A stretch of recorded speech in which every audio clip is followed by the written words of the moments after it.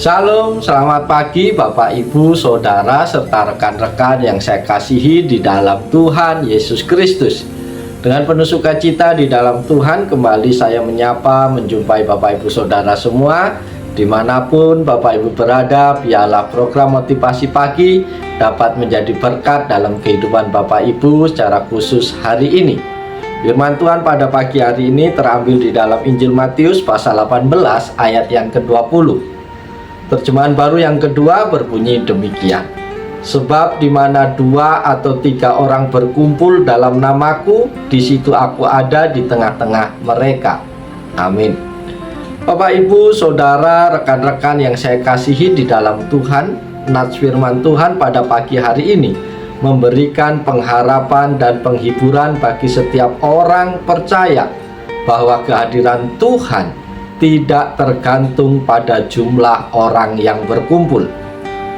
Ketika 2 atau 3 orang berkumpul dalam nama Tuhan, ini menunjukkan bahwa pertemuan tersebut diadakan dengan tujuan untuk memuliakan Tuhan dan mengikuti kehendak-Nya.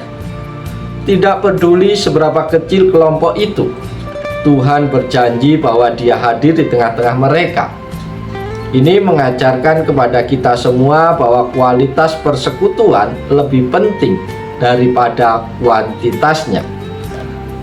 Para sahabat motivasi pagi yang dikasihi Tuhan, jika kita mendalami teks firman Tuhan pada pagi hari ini, maka kita akan menemukan beberapa poin yang perlu kita pelajari, yaitu yang pertama,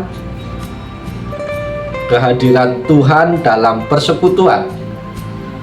Tuhan menjanjikan kehadirannya di tengah-tengah persekutuan orang-orang percaya. Ini menguatkan kita untuk terus berkumpul, berdoa, dan memuji Tuhan bersama-sama, karena kehadirannya akan membawa damai sejahtera dan kekuatan.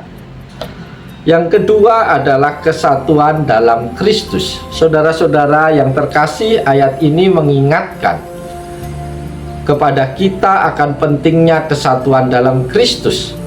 Ketika kita berkumpul dalam namanya, kita diundang untuk mengesampingkan perbedaan dan bersatu dalam kasih-Nya. Kesatuan ini merupakan kesaksian bagi dunia tentang kasih dan kuasa Tuhan.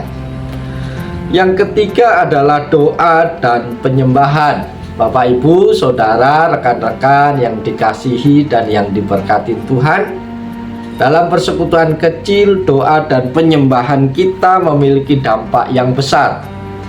Tuhan mendengar dan menjawab doa-doa kita, serta menyatakan dirinya di tengah-tengah penyembahan kita.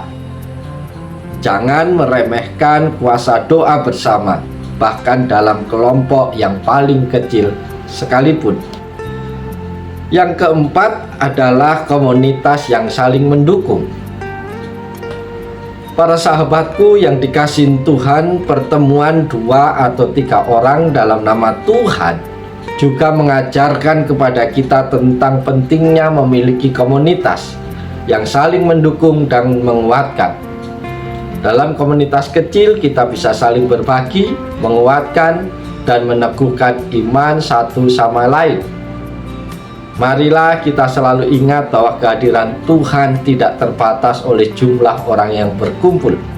Setiap kali kita berkumpul dalam nama Tuhan, baik dalam kelompok besar maupun kelompok kecil, Tuhan hadir dan bekerja di tengah-tengah kita.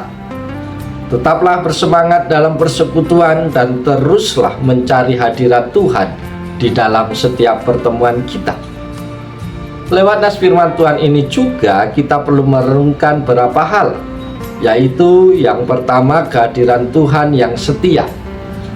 Ayat ini mengingatkan kita bahwa Tuhan selalu hadir bersama kita, tidak peduli seberapa besar atau kecil kelompok kita.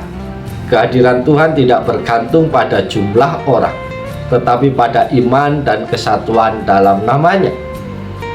Yang kedua yang perlu kita renungkan adalah kesatuan dalam nama Tuhan.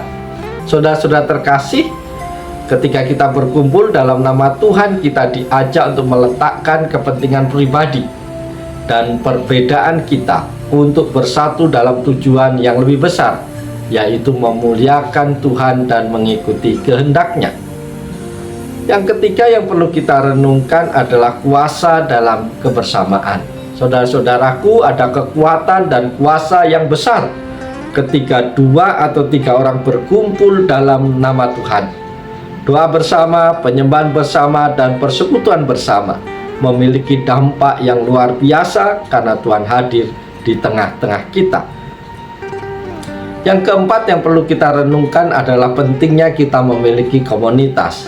Saudara-saudara terkasih, ayat ini menekankan pentingnya memiliki komunitas iman. Dalam komunitas kecil kita dapat saling mendukung, menguatkan, dan mengingatkan satu sama lain akan janji-janji Tuhan. Komunitas adalah tempat di mana kita bisa bertumbuh dan berkembang di dalam iman. Yang kelima adalah kesederhanaan dalam bersekutu. Saudara-saudara terkasih, Tuhan tidak menuntut kita untuk berkumpul dalam kelompok yang besar atau megah. Bahkan dalam kesederhanaan, ketika 2 atau 3 orang berkumpul dengan hati yang tulus, Tuhan hadir. Ini mengajarkan kepada kita bahwa yang terpenting adalah kualitas hubungan kita dengan Tuhan dan sesama, bukan kuantitas atau tampilan luar. Marilah kita selalu mengingat bahwa kehadiran Tuhan tidak bergantung pada jumlah orang berkumpul, tetapi pada hati yang bersatu dalam nama-Nya. Setiap kali kita berkumpul dalam nama Tuhan, baik dalam kelompok besar maupun kecil, Tuhan hadir di tengah-tengah kita. Karena itu, renungan ini memberikan kita penghiburan, kekuatan, dan dorongan untuk terus berkumpul dan mencari hadirat Tuhan dalam setiap pertemuan-pertemuan kita.